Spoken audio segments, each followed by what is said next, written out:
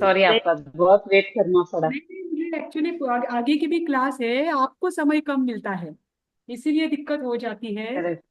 नहीं कोई नहीं, चलो हम शुरू कर देते हैं। आपका है थ्योरी ऑफ कर्मा। अभी देखो, पिछली बार हमने कर्म के 8 प्रकार देखे थे, अब उनके भेद आएंगे। मतलब कर्मों के भेदों के भी भेद से कहते हैं प्रभेद, है ना, वो आज होंगे। तो आगे की जो गाथा है कर्मा की, उसमें वही है। दिख रही है आपको हाँ स्क्रीन? मैम। हाँ, अभी देखो, आज रहेगा, हमने 8 कर्म देखे। ज्ञानावर्णीय, दर्शनावर्णीय, वेदनीय, मोहनीय, आयु, नाम, गोत्र, अंतराय। अब लाइन वाइज ही उनके प्रभेद आएंगे एक एक गाथा में। ठीक। सबसे पहला है ज्ञानावर्णीय कर्म। जो आत्मा के ज्ञान गुणपन आवरण लाता है उसे ज्ञानावर्णीय कर्म कहते हैं। अब उसके कितने भेद हैं, उसे लेकर आगे की गाथा है। देखो, मई सूय ओहि मन केवलानी नानानी। 5 ज्ञान है। नानानी यानी ज्ञान, बहुवचन रूप है। मई यानी मति, सूय यानी श्रुत, ओहि यानी अवधि, मन यानी मन पर्याय, और केवलानी और केवल, ये 5 ज्ञान है। तत्थ मयि नानम, उसमें पहला कौन सा है? मयि नानम, मति ज्ञान। मयि यानी मति, नानम यानी ज्ञान। उस मयि नानम के व्यंजना व गहा चौहा, व्यंजना व ग्रह के 4 भेद होते हैं। मन नयन विनिंदिय चौका। मन और नयन, नयन यानी क्या? आंख। हाँ, मन और आंख, इनको छोड़कर इनके अतिरिक्त जो 4 इंद्रियां है, वो 4 इंद्रिया व्यंजनावग्रह के 4 भेद है। अब मैं आपको एक्सप्लेन करती हूँ, गाथा हो गई। देखो, ज्ञानावर्णीय कर्म क्या करता है? आत्मा के ज्ञान गुण को ढकता है। ये ज्ञानावर्णीय कर्म 5 प्रकार का कहा गया है। ठीक। पहला है मति ज्ञान। हमें जो भी ज्ञान होता है, पहले सोच लीजिए, हाँ? ध्यान रखिए कि हमें जो भी ज्ञान होता है, वो ज्ञान हमें किस किस प्रकार से होता है। ठीक। एक तो होता है मति और मन और इंद्रिया, इन दोनों के साथ से, और एक होता है आत्मा से। देखो, इंद्रिया कैसी है? पर है। इंद्रिया कैसी है? पदार्थ रूप है। इंद्रिया अकेली आपको ज्ञान नहीं दे सकती। इंद्रियों के साथ जब मन जुड़ता है, तब हमें विशेष ज्ञान होता है ना। जैसे कि छोटा सा बालक है, उसका अभी तक मन डेवलप नहीं हुआ है, समझो, मैं एग्जाम्पल बता रही हूँ, उनका डेवलप होता है, बस वो व्यक्त नहीं कर सकते। उनका तो गर्भ में ही डेवलप हो जाता है। लेकिन मैं आपको एक एग्जाम्पल के लिए बता रही हूँ, जैसे कि कोई जीव है, असन्य जीव है, पर असन्य जीवों का एग्जाम्पल आपको समझ में नहीं आएगा। बालक है, उस बालक की इंद्रियों से तो वो सब कुछ देख रहा है, लेकिन उसका मन अभी उन इंद्रियों में नहीं जुड़ा है, क्योंकि वो विषय क्या है उसे पता नहीं है ना। तो तब तक उसे वो कोई विशेष ज्ञान नहीं होता है। जैसे जैसे उसे जान जिज्ञासा होगी, जैसे जैसे वो पूछता जाएगा ये क्या है वो क्या है, उससे उसका मन जुड़ेगा, तब उसे विशेष ज्ञान, है ना। पर इंद्रियों से तो उसे भी सब कुछ दिख रहा है। जैसे केवली है, केवली भी क्या करते हैं? उनके इंद्रियों के विषयों में वो अब उनसे निरत हो चुके हैं, उससे पूरी तरह से बाहर आ चुके हैं। तो उनके इंद्रियों से मन नहीं जुड़ने के कारण वो किसी में आसक्त नहीं होते, है ना। तो जो इंद्रियों के साथ मन भी अगर काम करे, या इंद्रियों के साथ मन से भी जो ज्ञान होता है, उस ज्ञान को मति ज्ञान कहा जाता है। अब ये शब्द रूप नहीं है, मात्र अनुभूति रूप है। ठीक। अब ये मति ज्ञान के साथ शब्दों से युक्त जो ज्ञान होता है, उसे श्रुत ज्ञान कहते हैं। ध्यान रखना, मन और इंद्रियों से जो ज्ञान होता है, वह मति ज्ञान, और इस मति ज्ञान से शब्द रूप से जो जुड़ा हुआ ज्ञान है, वह श्रुत ज्ञान। इसीलिए श्रुत ज्ञान कभी भी पहले नहीं होता, वो मति पूर्वक ही होता है। और आपने तत्वार्थ सूत्र में पढ़ा होगा कि श्रुत ज्ञान हमेशा कैसा होता है? मति ज्ञान के बाद ही होता है, मति पूर्वक ही होता है। वो गाथा आपको हुई होगी। ठीक। फिर फर्स्ट अध्याय में थी मैं। इसके बाद है अवधि ज्ञान। अब आगे के जो तीन ज्ञान है, इसमें प्रमुख रूप से कार्य करता है आत्मा। ज्ञान मन और इंद्रियों से भी होता है और ज्ञान आत्मा से भी होता है। तो अवधि ज्ञान में क्या होता है कि आत्मा की एक ऐसी शक्ति विशेष, आत्मा का क्या, आत्मा से रूपी पदार्थों को जाना जाता है। वहां पर मन और इंद्रिया गौण है। जैसे कि कोई इंद्र है, देव या देवगति का कोई देव है, वो अपनी आत्मा से, उनके पास अवधि ज्ञान है। उस अवधि ज्ञान में वो क्या करता है, आत्मा से रूपी पदार्थों को देखते हैं। वो अवधि ज्ञान होता है, ध्यान रखना। ठीक। और अवधि, अवधि का अर्थ क्या है, मर्यादा। इस ज्ञान में मर्यादा होती है। सबको अवधि ज्ञान होता है देवगति में, लेकिन सबका अवधि ज्ञान समान रूप से समान अंतर तक नहीं देखता। किसी का अवधि ज्ञान पहले नरक तक देखेगा, किसी का अवधि ज्ञान, कोई अपने अवधि ज्ञान में दूसरी नरक तक को देखेगा, कोई अपनी अवधि ज्ञान में असंख्यात द्वीप समुद्रों को देखेगा, कोई अपने अवधि ज्ञान में मात्र 7 द्वीप और समुद्र को देखेगा। सबका अवधि ज्ञान अलग अलग है, सबकी अपनी अपनी मर्यादा है। तो इसमें आत्मा से रूपी पदार्थों को देखा जाता है। रूपी यानी जिसको वर्ण है, गंध है, रस है, स्पर्श है, ऐसे ही पदार्थों को अवधि ज्ञान में देखा जाता है। और दूसरी बात है, मर्यादित क्षेत्र में ही देखा जाता है, इस कारण इसका नाम है अवधि ज्ञान। पर अवधि ज्ञान आत्मा से होता है, आत्मा से देखा जाता है। ठीक। फिर है मन पर्याय ज्ञान। मन पर्याय ज्ञान मात्र संयमी जो मुनि आदि है उनको ही हो सकता है। जैसे कि जब आप तीर्थंकर के बारे में सुनते हैं, तो तीर्थंकर को दीक्षा लेते ही कौन सा ज्ञान होता है, मन परिज्ञान। जी, तीर्थंकर को दीक्षा लेते ही मन पर्याय ज्ञान होता है। मन पर्याय ज्ञान में क्या होता है, मन की पर्यायों को देखा जाता है। इसका अर्थ है इस ज्ञान में जिनको मन है, मेरी आवाज आ रही है क्या? हाँ मैम आ रही हूँ। हाँ मैम आ रहे। आप सबके वीडियो मुझे स्टॉप दिख रहे हैं, कोई भी नहीं हिल रहा है। नहीं मैम, नॉर्मल है वीडियो मैम। तो ऑन है मैम। हाँ, नहीं नहीं नहीं नहीं, स्टॉप हो गया है, मतलब कोई हिलने का ऐसे जो, पॉज हो गया है। हाँ पॉज हो गया है। नहीं मैम, शायद आपको नेटवर्क वीक होगा मैम, सब मेरी नॉर्मल है। आवाज ब्रेक तो नहीं हो रही है ना? नहीं नहीं बरोबर आ ठीक रहे है, हैं। फिर ठीक है। तो देखिए, तो मन पर्याय ज्ञान में क्या होता है, जो मन है, जिनको मन है, जैसे सन्नी पंचेंद्रिय को ही मन होता है ना, उनके ही मन में जो चल रहा है, वैसी मन में जैसे जैसे भाव चल रहे हैं, वैसे वैसे मन पर्यायधारी जो मुनिराज है, उनको वैसी वैसी आकृतियां नजर आती है। उन आकृतियों के आधार पर वो जान लेते हैं कि इनके मन के ये भाव है। ठीक।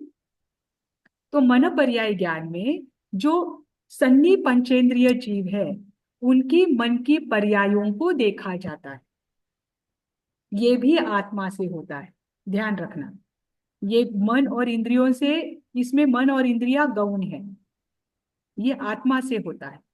और लास्ट है केवल ज्ञान, जिसमें तीनों काल के सभी पर्यायों को युगपत देखा जाता है, मतलब एक साथ देखा जाता है। ऐसा नहीं कि ये पर्याय पहले दिखेगी फिर वो पर्याय दिखेगी।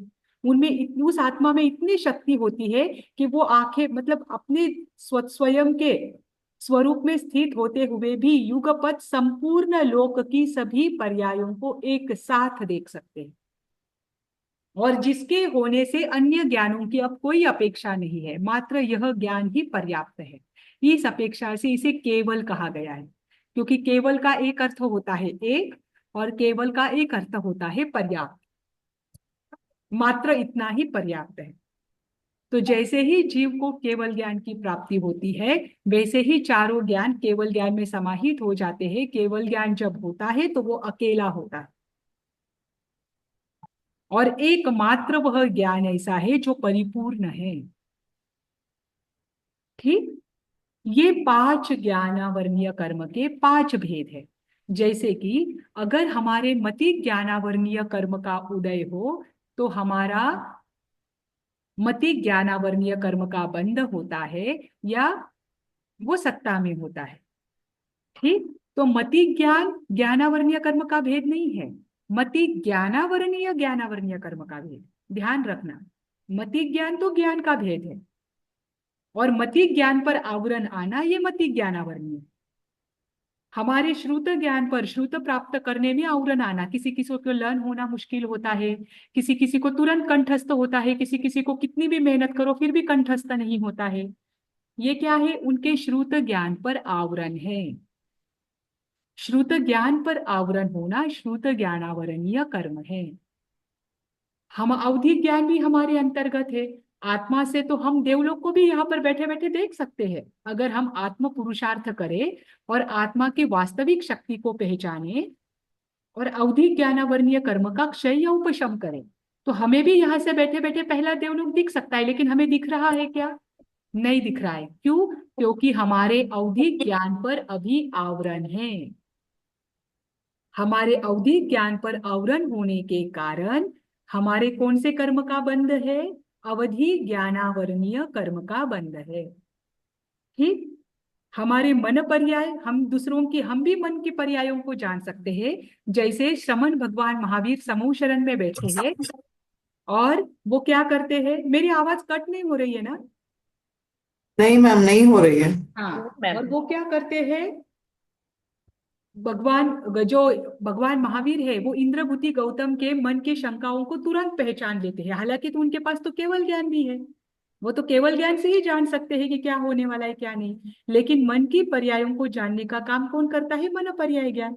तो हम भी अगर कोई हमारे पास आते हैं तो हम भी उनकी मन की पर्यायों को जान सकते हैं अगर हमारा मन पर्याय ज्ञान वर्णीय जो कर्म है उसका क्षय या उपशम हो जाए। पर हम जान सकते हैं क्या किसी की मन की पर्यायों को? अंदाज बांधना गलत चीज, वो अलग चीज हो जाती है। हम अंदाज बांध रहे हैं किसी के हाव भाव देखकर, वो मन पर्याय ज्ञान नहीं है।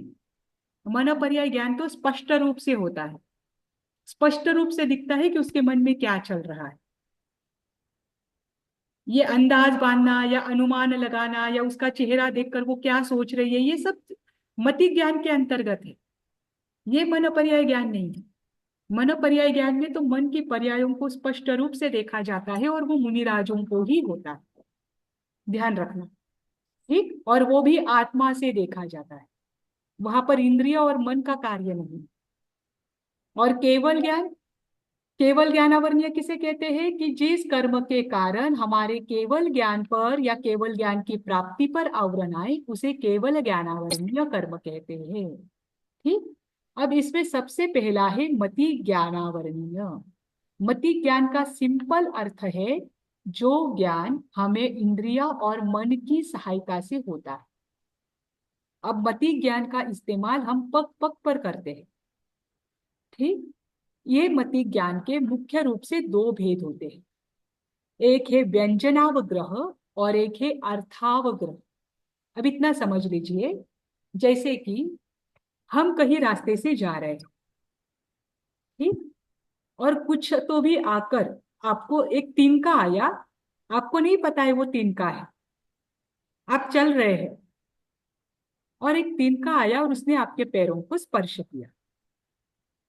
ठीक, जो पैरों को स्पर्श करने का पहला समय था, एकदम पहला समय, अनुभूति होने के तुरंत बाद का एक पहला समय, उस समय कुछ तो है, इसके भी भाव से पूर्व एक जो मात्र कुछ स्पर्श करके गया है और कुछ तो है ये सोचने के पूर्व जो समय रहा है ना, उसके भीतर जो आपको थोड़ा किंचित सा ज्ञान हुआ है वह व्यंजनाग्रह होता है।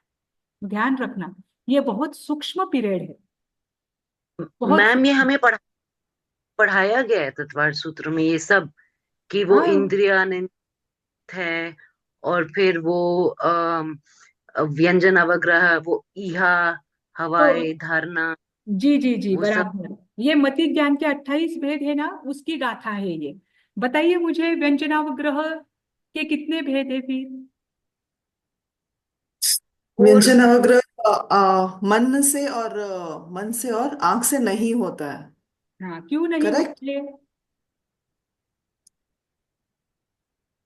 क्योंकि वो दिखाई नहीं देता ना, तो मन और आंखों से नहीं होता है, बाकी इंद्रियों की मदद से होता है, तभी अब तो बाकी कैपिटल इंद्रियों थी। की मदद से कैसे दिखाई देगा? मतलब व्यंजनावग्रह सुनने से, बराबर है। सुन देखो, व्यंजनावग्रह बराबर है, मन और आंखों से नहीं होता, ये नहीं सत्य होता। है। इसीलिए व्यंजनावग्रह के चार भेद है: श्रोतेंद्रिय, हम्म। घ्राणेन्द्रिय, रसनेन्द्रिय, स्पर्शेंद्रिय, व्यंजनावग्रह। पर वो मन और आंख से क्यों नहीं होता? ये भी तो मैम सफल। क्योंकि कांटेक्ट नहीं आता ना, कांटेक्ट नहीं होता उसका। मतलब कोई भी जैसे साउंड आई है वो कांटेक्ट, आई कांटेक्ट नहीं होता। आई अवग्रह कॉन्टेक्ट। तब होगा ना, हाँ, बताइए बताइए, सिमर जी बताइए। मतलब कि जैसे कि हम कैसे जैसे सेंस कि अभी करते हैं। कुछ हाँ, मतलब जैसे बताइए। कि अभी हम कुछ सुन रहे हैं तो हाँ। वो सिर्फ शब्द सुनाई दे रहे हैं, हम वो हाँ। देख नहीं रहे हैं ना, उसमें वो चक्षु की आवश्यकता ही नहीं है।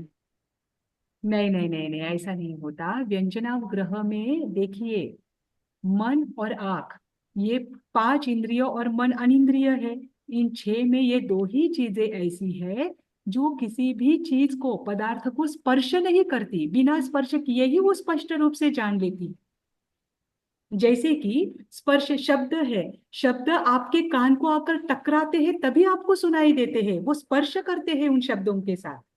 हमारा श्रोतेंद्रिय, जैसे जिह्वा है, जिह्वा पर आप किसी टेस्ट को रखोगे तभी आप टेस्ट कर पाओगे, उस पदार्थ के साथ उस जिह्वा का स्पर्श होगा। ठीक। जैसे घ्राण है, नाक है, नाक में कोई सुगंध का जो पदार्थ है, उद्गल है, वो नाक के अंदर जाकर नाक को स्पर्श करता है, तभी आपको सुगंध आती है। ठीक। पर आंख से आप पूरे जग को देख रहे हो, आंख से आप बिल्डिंग को देख रहे हो, तो वो बिल्डिंग आपको आंख को आकर स्पर्श नहीं करती, आंख दूर से ही उसे देख लेती है। मन है, मन में आप किसी को याद कर रहे हो, तो उस व्यक्ति को आप स्पर्श नहीं कर रहे हो। इसलिए मन और आंख, ये दो ही चीजें ऐसी है पांच इंद्रिय और अनिंद्रिय में कि जो किसी भी पदार्थ को स्पर्श किए बगैर उसे जान लेती। करेक्ट, वो सेंस जो होता है वो फिजिकल कांटेक्ट से नहीं होता है। हाँ, वो दूर से ही जान लेती है, इसीलिए उनको अप्राप्यकारी कहा जाता है। और व्यंजनावग्रह में स्पर्श की अनुभूति हुए बगैर आप कुछ तो है इसका अनुभव नहीं कर सकते। आप आंख से जब बिल्डिंग को देखोगे तो ये नहीं बताओगे ये कुछ तो है, आपको स्पर्श सामने से क्लियर दिखाई दे रही है, वो बिल्डिंग है ना। पर जब स्पर्श से कुछ आपको स्पर्श करता है, जैसे कि अंधेरे में आप खड़े हो और आपको आकर सांप ने स्पर्श किया एकदम से, आप एकदम से नहीं जान सकते कि आपको किसने स्पर्श किया। कुछ तो ही की अनुभूति आपको कहाँ आएगी? वहां पर आएगी। फिर आप बाद में सोचोगे कि अरे मुझे थोड़ा सा वो चिकना चिकना लग रहा था, थोड़ा सा ठंडा ठंडा लग रहा था, वो हिला भी, इसका मतलब वो सांप था। ये बाद में आपको क्लियर होता है जब आप उसमें अपनी धारणा लगाते हो, अपना उपयोग लगाते हो, है ना। तो व्यंजनावग्रह में क्या होता है? पदार्थ के साथ इंद्रियों का सन्निकर्ष होता है, इंद्रिय और पदार्थ एक दूसरे को स्पर्श करती है, तब कुछ तो है, उसके पहले की अनुभूति हमें होती है। ठीक। इसीलिए व्यंजनावग्रह के चार ही भेद है। आंख और मन किसी भी पदार्थ को स्पर्श किए बगैर उसे जान सकती है, इसलिए इन दोनों को इसमें नहीं लिया है। जो प्राप्यकारी इंद्रिया है, जो पदार्थ के साथ स्पर्श होकर ही पदार्थ का ज्ञान कराती है, उन्हें प्राप्यकारी इंद्रिया कहा गया है। वो प्राप्यकारी चार इंद्रिया है, उन्हीं से व्यंजनावग्रह होता है। ठीक। कुछ तो है कि पहले की अनुभूति, वो व्यंजनावग्रह है, वो अत्यंत सूक्ष्म होता है। और इतना तक कि व्यंजनावग्रह ज्यादा से ज्यादा कितने समय तक रह सकता है? तो ज्यादा से ज्यादा वो श्वासोच्छ्वास पृथकत्व, यानी 2 से 9 श्वास तक ही हो सकता है, उसके आगे नहीं हो सकता। उसके आगे वो अर्थावग्रह में ही कन्वर्ट होता है। मैम दो कितना, श्वास, 200? दो दो? श्वास, दो दो दो सांसें, 2 श्वास से लेकर 9 श्वास तक उसे कहते हैं श्वासोच्छ्वास पृथकत्व। दो सांस के अंदर ही आप जान पाओगे, मतलब आप आगे बढ़ोगे, यह कुछ तो है इस विचार में, वो अर्थावग्रह में कन्वर्ट होता है। इतना अल्प समय व्यंजनावग्रह का होता है। ये तो उत्कृष्ट समय है, 2 श्वास से लेकर 9 श्वास तक का। लघु समय तो उसका एक समय से लेकर ही शुरू होता है। हम आंख की पलक को खोलते हैं ना, आंख की पलक को खोलने में असंख्यात समय बीत जाते हैं। आप काउंट ही नहीं कर सकते कि समय कितना छोटा है। इतना अल्प अवधि इस व्यंजनावग्रह का होता है कि जिसमें कुछ तो है कि पहले की अनुभूति हो। ठीक, ये मति ज्ञान की शुरुआत है। मति ज्ञान के मुख्य 2 भेद है, व्यंजनावग्रह और अर्थावग्रह। अर्थावग्रह के बाद ऐसे तो मति ज्ञान के आप तत्वार्थ सूत्र के अनुसार आपने किया है तो ध्यान रखना, उसमें मति ज्ञान के मुख्य 4 भेद किए, अवग्रह, ईहा, अवाय, धारणा। और अवग्रह के अंदर 2 भेद किए हैं, व्यंजनावग्रह और अर्थावग्रह। ठीक, हमेशा मति ज्ञान होता है तो इन चारों स्टेप को पूरा करके ही होता है। पहले अवग्रह होगा, फिर ईहा होगी, फिर अवाय होगा और फिर धारणा होगी। अवग्रह में यह कुछ तो है इसकी अनुभूति होती है। ईहा में ये क्या है ऐसा संशय होता है, ये है या ये है। जैसे अंधेरे में मैंने आपकी रस्सी का आपको बताया था, आपको रस्सी ने स्पर्श किया तो पहले आपको हुआ कि मुझे कुछ तो भी स्पर्श हुआ, ये अवग्रह हुआ। फिर बाद में आपने देखा कि अरे ये तो लंबा लंबा है, तो ये रस्सी जैसा होगा, पर लंबा लंबा तो सांप भी होता है, तो ये एक तो सांप होगा या फिर रस्सी होगी, है ना। इसमें 2 है, एक तो सांप हो सकता है या फिर एक तो रस्सी हो सकती है। ये जो दोनों को समान पलड़े में रखकर जो ज्ञान होता है इसे ईहा कहते हैं। ठीक, यहां पर अभी आपको कंफर्म नहीं हुआ है कि वो एग्जैक्टली क्या है। ठीक, उसके बाद आता है अवाय। फिर आप वहां पर अपने पूर्व जन्म की या पूर्व के अनुभव की स्मृति को याद करते हैं कि अरे पिछली बार भी मैंने ऐसा स्पर्श किया था। अगर वो हिल नहीं रहा है, वो कड़क है, तो आप जान लोगे ये रस्सी है। अगर आपने ध्यान में आया कि नहीं वो तो हिल रहा था, मुझे ठंडा ठंडा महसूस हो रहा था, मुझे चिकना भी लगा, तो जरूर वो सर्प है। यहाँ पर हम पूर्व अनुभव को याद करके एक निर्णय पर आते हैं कि नहीं, अभी जो जिसने मुझे स्पर्श किया था ना वो ठंडा था, वो हिल गया, वो हिल रहा था, तो वो सर्प ही था। ये निर्णय पर आप आए कि नहीं मुझे अभी सर्प ने ही स्पर्श किया, ये है अवाय। और आपके दिमाग में अब बैठ गया कि जब भी ऐसा ठंडा चिकना और हिलने वाला कोई पदार्थ मुझे स्पर्श करे तो वो क्या रहेगा, सर्प ही रहेगा। ये संस्कार आपके दिमाग में बैठ गया, ये है धारणा। ये सब आपने तत्वार्थ में पढ़ा है ना। तो इसे सर ने एक्सप्लेन रटा करने के रटा के पढ़ाया। क्या पढ़ा था। सर ने बहुत डीपली पढ़ाया, बहुत बार बार बार बार। हाँ तो फिर अभी तो मुझे तो वो पढ़ाने सर की बोले, आवश्यकता ही नहीं है। नहीं सर ने कैसे बोला पता है, हाँ मैं ये नींद वाला उठा के तो। भी पूछ तो ये जवाब देना है, तो हम सबको ये बहुत अच्छी तरह से आता है। अच्छा, तो फिर मैं इससे रिलेटेड कोई भी प्रश्न पूछ सकती हूँ। हाँ पूछो शायद ना, जवाब दे देंगे। ट्राई करते हाँ, हैं। अच्छा ठीक है, सिंपल सिंपल पूछ लेती हूँ।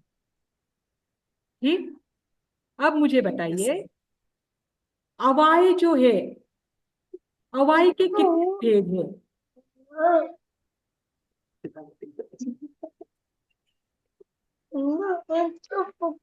मैम वो 4, हाँ मीनाक्षी जी कौन बोलने से वाले हैं। कौन से 4 भेद है। आपके सामने तो मैम किताब भी है। 4, वो 4 सेंसेस जो मतलब नहीं नहीं, इंद्रियों। हवाई के, अवाय ओ, के कैसे हुए मैम, अवग्रह, इहा, अवाय और धारणा, हवाई ये के 4 हो गए। 6 इंद्रियों से होते अरे हैं ना। आप तो सारे प्रिंट आउट निकल कर बैठे हो यार, इसके आगे की ही गाथा में भेद है। बहु मैम बहु हवाई के, मैम बहु 12 into 6 72 है मैम, सर ने लिखाया था। सबके इन चारों प्रकार के अवग्रह हाँ इवा अवाय और उनका नहीं नहीं इंटू नहीं, इतना 12 नहीं जाना ईच। है आपको, 336 वेदों भी नहीं जाना है, आप वो मत बोलिए, मुझे बस बेसिक बताइए। वो मैम क्षुद्र बहु छिद्र बहु आदि इसको साथ मत जोड़िए। ओके, वो नहीं लेना है, वो बिकॉज हमको गलत है, ऐसा ही था कि नहीं अवग्रह इवा जाना है। अवाय धारणा ये चार आके व्यंजनावग्रह में 4 से होते हैं, 4 इंद्रिय से, और अर्थावग्रह में 6 से होते हैं, बिकॉज उसमें चक्षु और मन भी जुड़ जाता है। तो हाँ, वैसे फिर सबको 72 होता है एंड देन तो टोटल। क्या हुआ? कैसे लेंगे? व्यंजनावग्रह का अगर है अवाई तो वो हो गए 4 अरे प्रकार के, एक मिनट, और एक अगर व्यंजन, अर्थावग्रह का है तो 6 प्रकार के। अभी मुझे नहीं एक नहीं, बात हवाई बताइए, सिर्फ अर्थ में ही एक होता मिनट, है, एक व्यंजन मिनट। में नहीं होता। नहीं नहीं नहीं नहीं नहीं नहीं नहीं, मुझे अलका जी का प्रश्न समझ में नहीं आया। व्यंजनावग्रह नहीं का अर्थ अवाय क्या होता है? नहीं मैम, नहीं ओके, होता व्यंजन वग्र व्यंजनावग्रह में, में का हवाई नहीं होता ही होता नहीं है, मैम। सॉरी, हाँ, नहीं, सिर्फ नहीं होता है, अर्थावग्रह मैं में होता है, कंफ्यूज वो हो गई। 6 टाइप का, 6 होता है। चक्षु और मन भी जुड़ जाता है तो 6 होता है। व्यंजन का तो अवग्रह होता ही नहीं है ना मैम। नहीं, व्यंजन का अवग्रह होता व्यंजन है। का सिर्फ एक व्यंजन का अवग्रह ही होता है, अवग्रह एक होता मिनट, है, एक हवाई मिनट, का आप नहीं आप इन्हें होता। अवाई कंफ्यूज नहीं मत होता। कीजिए। देखो ये एक हवाई का प्रोसेस नहीं है। होता। देखो सिंपल, मैं एक बात बताती हूँ, ये एक प्रोसेस है। मैं कई नई जगह पर गई, वहां पर अंधेरा था, तो अंधेरा होने के बाद मुझे किसी ने स्पर्श किया, तो सबसे पहला जो समय था वो व्यंजनावग्रह, ध्यान रखना, सबसे पहला समय है व्यंजनावग्रह। उसके बाद मैंने थोड़ा सा सोचा और मुझे ध्यान में आ रही, मुझे अभी तो किसी कुछ तो भी स्पर्श हुआ, किसी ने तो भी आकर मुझे अभी टच किया, वो हुआ अर्थावग्रह। उसके बाद मुझे ध्यान में आया कि अरे ये कोई तो भी अपना ही था, कोई कोई तो भी था। उसके बाद मैं कंफ्यूज हो गई कि कौन था एग्जैक्टली, मुझे पता नहीं। वो है ईहा। फिर मुझे हुआ कि नहीं नहीं नहीं, पक्का यही ये मेरे साथ था, इसने ही मुझे स्पर्श किया हो। ये है कंफर्म होना अवाय। और उसके बाद तो फिर इसका एक ही कोई भेद ही नहीं हुआ फिर? तो मैं इसका वही फिर तो कोई बोल रही भेद? हूँ, आप ऐसे कैसे बोल सकते हो व्यंजनावग्रह का अवग्रह होता है, व्यंजनावग्रह का अवाय होता नहीं है? नहीं ऐसा नहीं, होता ही नहीं, ये प्रोसेस है। हवाई का कोई भेद ही नहीं होता क्योंकि कंफर्म हो गया। नहीं, आप फिर भी गलत हो। देखो ओके। मैं आपको बताती हूँ। पहले ये 5 को दिमाग में रखो। इन 5 से होकर ही हमारे दिमाग में संस्कार में ज्ञान, दिमाग में संस्कार, ज्ञान के संस्कार पड़ जाते हैं। व्यंजनावग्रह, फिर होता है अर्थावग्रह। व्यंजनावग्रह और अर्थावग्रह ये दोनों मिलकर पूरा अवग्रह होता है, ध्यान रखना। फिर उसके बाद होता है ईहा, उसके बाद होता है अवाय, और फिर होता है धारणा। ठीक, ये पूरी प्रोसेस है आपके मति ज्ञान की। ठीक, अब इसके बाद आप देखिए व्यंजनावग्रह आपको कैसे कैसे हो सकता है, क्योंकि मति ज्ञान में क्या होता है, मात्र मन और इंद्रियां ही काम करती है। मति ज्ञान में तो और कोई पदार्थ काम करता ही नहीं है। हमने मति ज्ञान की व्याख्या क्या देखी, जो ज्ञान मन और इंद्रियों से होता है। ठीक, अब यहाँ पर बस मन और इंद्रियां दिमाग में रखो कि ये पूरे 5 के प्रोसेस में मन और इंद्रियां ही काम करेगी। ठीक, व्यंजनावग्रह में हमें व्यंजनावग्रह कहाँ कहाँ से हो सकता है, स्पर्शेंद्रिय से हो सकता है, फिर श्रोतेंद्रिय से हो सकता है, घ्राणेन्द्रिय से हो सकता है, और रसनेन्द्रिय से हो सकता है। व्यंजनावग्रह हमें आंख से और मन से नहीं हो सकता, इसीलिए व्यंजनावग्रह के 4 भेद। ठीक, फिर जो अर्थावग्रह है, मतलब कुछ तो है, ये हमें कैसे कैसे हो सकता है, हमें ये 5 इंद्रियों से भी हो सकता है और मन से भी हो सकता है, इसीलिए अर्थावग्रह के 6 भेद। यह जो है, अब अर्थावग्रह ही आपको 5 इंद्रियों और मन से होता है, तो इसके आगे के सारे भी आपको 5 इंद्रियों और मन से होंगे, इसलिए यह छः। के भी 6 भेद, अवाई के 6 भी 6 6 भेद, और धारणा के भी 6 भेद। ऐसे कुल मिलाकर होते हैं 28 भेद। व्यंजनावग्रह के 4 और अर्थावग्रह, इहा, अवाय, धारणा, इनके 6 6। ऐसे कुल मिलाकर मति ज्ञान के 28 भेद है। अब मैं पूछूंगी वापस, तो कंफ्यूज मत होना, और अवाय इधर उधर मत डालना। वो अपना अपना है, उसकी अपनी स्वतंत्र सत्ता है।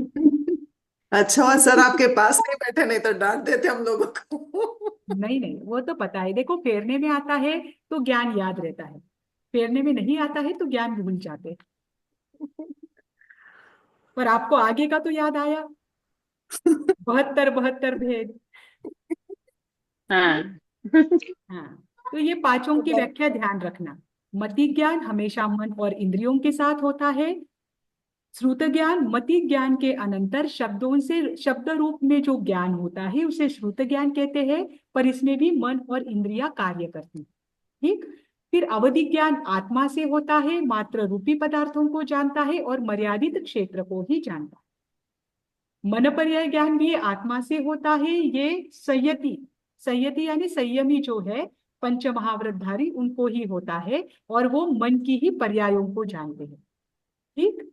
और केवल ज्ञान में तो समस्त सर्वद्रव्य क्षेत्र काल भाव जो भी है भूत भविष्य वर्तमान सभी पर्यायों को एक साथ जाना जाता है। ठीक। इसमें मति ज्ञान के कितने भेद हैं?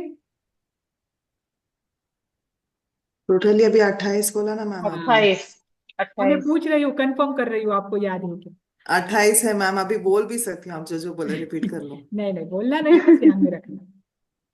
हाँ, इसके अलावा चार प्रकार की बुद्धियां जो है वो भी मन के अंतर्गत आती है मति ज्ञान में। देखो आपने जैसे कभी नंदी सूत्र है, उसमें चार प्रकार की बुद्धि के उदाहरण आते हैं, उनके कथानक आते हैं। तो जहां पर भी ये विशेष बुद्धियां पाई जाती है ये मति ज्ञान के अंतर्गत आती है।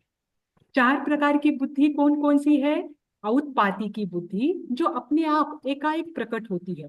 आपने कभी देखा होगा कि कुछ कुछ बच्चे ऐसे होते हैं कि 10th तक एकदम सामान्य होते हैं, और पता नहीं जैसे ही वो आगे बढ़ते हैं अचानक से उनकी बुद्धि बहुत तीव्र हो जाती है ना। या कभी कभी ऐसा होता है कि कोई प्रसंग देखकर हमें आगे क्या होने वाला है या पीछे क्या हुआ होगा उसका पूरा प्रसंग हमें समझ में आ जाता है।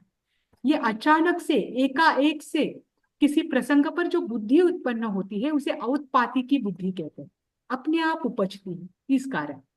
ठीक। दूसरा है वैनयिकी, विनय से उत्पन्न होने वाली बुद्धि। जब हमें हमारे ज्ञानावरणीय कर्म का क्षयोपशम बहुत गाढ़ा होता है ना, अगर हम उस समय विनय रखें तो हमारे ज्ञानावरणीय कर्मों का भी क्षयोपशम हो सकता है। जैसे कि बहुत सारे उदाहरण आपको आगमों में देखने को मिलेंगे। एक पाणिनि का दृष्टांत तो आता ही है, पर इसके साथ बहुत सारे मुनि ऐसे हुए कि जिनको ज्ञान नहीं चढ़ रहा था, पर गुरु के प्रति अत्यंत विनय रखने के कारण उनको विशेष ज्ञान की प्राप्ति हुई। ये किसके कारण? अगर हम विनय रखते हैं, देव गुरु धर्मों के प्रति विनय रखते हैं, जो उत्कृष्ट ज्ञानधारी है या चरित्रधारी है उनके प्रति हमारे विनय का भाव होता है, तो हमारा ज्ञानावरणीय कर्म का बंध जो है वो झड़ने लगता है और ज्ञान खुलता है। तो उसके कारण जब हमारी बुद्धि प्रखर होती है तो उसे कहते हैं वैनयिकी बुद्धि। ठीक। फिर है कार्मिकी बुद्धि। आप कहते हो ना practice makes man perfect, practice करने से वो व्यक्ति उस कार्य में परफेक्ट होता है। बस यही है कार्मिक की बुद्धि, कि आप कोई प्रैक्टिस कोई काम लगातार कर रहे हो तो एक दिन ऐसा आता है कि आप उसमें मास्टर बन जाते हो। ये आपकी बुद्धि उसमें विशेष रूप से कार्य करने लगती है और ये कंपलसरी होता ही है। ये है कार्मिक की बुद्धि। ठीक। और चौथी है पारिणामी की बुद्धि, अनुभव से आया हुआ ज्ञान। पारिणामिक में क्या आता है? अनुभव से जो ज्ञान होता है। जैसे हमारे बड़े बुजुर्ग हमें कहते हैं कि तू ये मत कर तू वो मत कर, क्योंकि उनके पास अनुभव है, और अनुभव से जो उनकी बुद्धि प्रपुष्ट हो चुकी है इस कारण से उसे पारिणामी की बुद्धि कहते मैम हैं। ये जो चार भोलेपन से बुद्धि ज्ञान चढ़ता है उसको कौन सी बुद्धि बोलेंगे? क्या क्या क्या? जो भोला रहता है पर वो फॉर एग्जाम्पल वो एक वाल्मीकि ऋषि का आता है ना, उनको राम राम बोलते हैं, वो मरा मरा मरा करते हैं और फिर बाद में वो वाल्मीकि ऋषि बने। हाँ हाँ हाँ, नहीं वो तो एक्चुअली उनके भावों से वो मतलब केवल ज्ञान को उन्होंने प्राप्त किया, वो उनका कहना है ना आपका। वो रामायण जो लिखी उन्होंने, तो हाँ हाँ, पहले तो उनको एक वाल्मीकि। शब्द भी नहीं याद होता था, बट वही वो राम राम करते रहे और फिर वो हाँ नहीं, वो तो उनके भाव है कि उनके भाव उत्कृष्ट, राम की जगह पर मरा मरा शब्द निकल रहा था लेकिन उनके भाव तो राम के राइट। ही थे। वह उस भाव की हाँ दृष्टि से वो आया है, वो तो उसके नहीं है। पर ये जो है ना जो पाणिनि ने ग्रंथ लिखा है या माशतुश मुनि का वर्णन आता है। ये हाँ इनके आशुष का अंतर्गत भी। जो बाद में बुद्धि इनकी तीव्र दिखाई गई है पाणिनि आदि की, ये वैनयी की बुद्धि है। विनय से अच्छा। उत्पन्न होने वाली वैनयी की, परिणामों से मतलब अनुभव से उत्पन्न होने वाली पारिणामी की, बार बार प्रैक्टिस करने से होने वाली कार्मी की, और अचानक से कुछ याद आ जाना, किसी को अचानक से जाति स्मरण ज्ञान हो जाता है ना, जो अचानक से हमारा विशेष ज्ञान उत्पन्न होता है या अंदर से उपजता है, वो है औत्पाती की। किसी प्रसंग पर हमें अचानक से कुछ याद आ जाता है, वो औत्पाती। मैम एक टेंजेंट पे क्वेश्चन था। जैन प्रैक्टिस में वो करते हैं, जप करते हैं? जी करते हैं। अच्छा, वो मतलब देखो बोथ चार ट्रेडिशंस। चार प्रकार के ध्यान बताए हैं। पिंडस्थ है, पदस्थ है। पदस्थ के अंतर्गत जो जाप आदि है, मंत्र आदि है, उस पर ध्यान रखकर ध्यान कराया जाता, मतलब उसका स्मरण करते हुए, उसका जाप करते हुए ध्यान करके आगे की प्रोसेस में जाते हैं। तो जो चार प्रकार के ध्यान है ना, उसमें दूसरा है ना पदस्थ ध्यान, वो वही है जाप करना। तो उससे भी तो मंत्र, कंसंट्रेशन बढ़कर के याद जी जी, स्मरण शक्ति बढ़ कंसंट्रेशन बढ़ाने जाती के लिए ही ये ध्यान होते हैं। ये जब आदि जो है। भी किया जाता है ना, ये स्थिरता बढ़ाने के लिए ही किया जाता है किसी भी दर्शन में। नहीं तो मेमोरी पावर जो बढ़ता है ध्यान से हाँ बढ़ता है, तो ये हाँ, अपने देखो बुद्धि में हम डाल सकते हैं। देखो, इसके पीछे एक लॉजिक है। मेमोरी पावर आपका क्यों बढ़ता है ध्यान से? क्योंकि ध्यान में आप बाकी के विचारों में, जहां आपको मन को आप उलझा रहे थे, वो विचार शांत हो गए, इसलिए मन आपका एक ही जगह पर लगा, इसके लिए आपकी मेमोरी बढ़ गई। बट इट विल देखो कम इन सीधा सीधा कार्मिक ओनली लॉजिक। ना।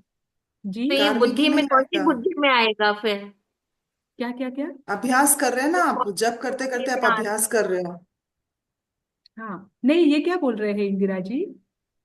ये इंदिरा जी पूछ रहे हैं आपको, ये वाली जो बुद्धि मिलेगी जाप करने से, तो उसको कौन सी बुद्धि में लेंगे आप पूछ रहे हैं।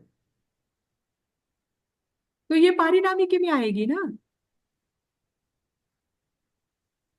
आप बार बार उसका देखो, दोनों भी चीजें, कार्मी की भी आएगी और पारिणामी की भी आएगी। अगर आप वही चीज रट रहे हो बार बार, उसका बार बार अभ्यास कर रहे हो, तो कार्मी की। आप दीर्घ काल में आप उन भावों में रहे और उसके बाद आपकी जो बुद्धि बनी है, वो पारिणामी की होगी। देखो कोई व्यक्ति है, वो निरंतर वैराग्य के भाव अंदर रखता है, संसार में है, संसार कर रहा है, पर प्रतिदिन वो वैराग्य के भावों को रखता है।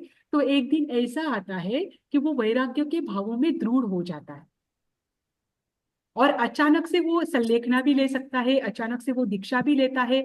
मतलब इस उसके भाव इतने उत्कृष्ट होते हैं कि संथारा संलेखना लेता भी है, तब भी उसके अंदर डर नहीं होता है, उसके अंदर आनंद की अनुभूति होती है। ये किसके कारण? संसार में रहते हुए इतने दिनों से वो निरंतर क्या कर रहा था? उन बातों को, उन अनुभवों को जी रहा था। इसीलिए एक प्रैक्टिस। दिन उसकी वो स्थिरता बन गई, है ना। वैराग्य को वो जी रहा था, प्रतिदिन उसका चिंतन मनन चल रहा था। तो ये इस कारण से देखो तो पारिणामी की होगी। और प्रतिदिन वो अभ्यास भी कर रहा था, प्रतिदिन वो वैराग्य बढ़ाने का अभ्यास भी कर रहा था। तो वैराग्य को बढ़ाने का अभ्यास करते करते करते एक दिन वो वैराग्य में स्थिर हो गया, तो वो कार्य की हुई। मतलब जिस अपेक्षा से आप देख रहे हो, उस अपेक्षा से आप बुद्धि को लगा सकते हैं। पर ये चार ही प्रकार मैम, की। जी। मैम सॉरी, टाइम खत्म हो रहा है, 1 मिनट ही बचा है। मैम वो मेटाफिजिक्स जो आपने यूट्यूब अपलोड किया है, उसमें 3 सेम वीडियो अपलोड हो गए मैम। हुआ होगा, क्योंकि एक्चुअली ना वो सेम सेम ही वहां पर, क्योंकि आर्कियोलॉजी का भी वही हुआ, वहां पर दो सेम चले गए। और हालांकि इधर नंबर मुझे अलग दिखा रहे हैं, अभी शायद वो दो एक्चुअली या 7 वीडियोस अपलोड हुए मैम, 7 वीडियोस अपलोड हुए हैं। उसमें मैं कल देख रही थी, 3 तो सेम है रिपीटेड, फोर्थ वाला इनकम्प्लीट है, मिडिल से स्टार्ट हुआ है। तो मैं नहीं नीचे वो से जा रही हूँ शायद, क्योंकि मुझे आपने जैसे, जैसे अपलोड नहीं किया। मुझे जैसे मिल रहे हैं ना, क्या होता है ना, कभी कभी वही जो है कन्वर्ट हम करते हैं, तो वो दो या तीन बार रिपीट रिपीट होता है ना, तो वो दो तीन बार डाउनलोड हो जाता है। और ये आधा मैम क्यों आप, हुआ मुझे नहीं समझ में, शायद मैंने आधे से शुरू किया होगा कोई रिकॉर्डिंग। में भी हो सकता है, नहीं शायद कोई रिकॉर्डिंग बीच में मिस हो गई हो। मैम एक रिक्वेस्ट है मैम, जब आप वीडियो अपलोड करते हैं तो आप वहां पर नाम डाल सकते हैं क्या मैम, कि इस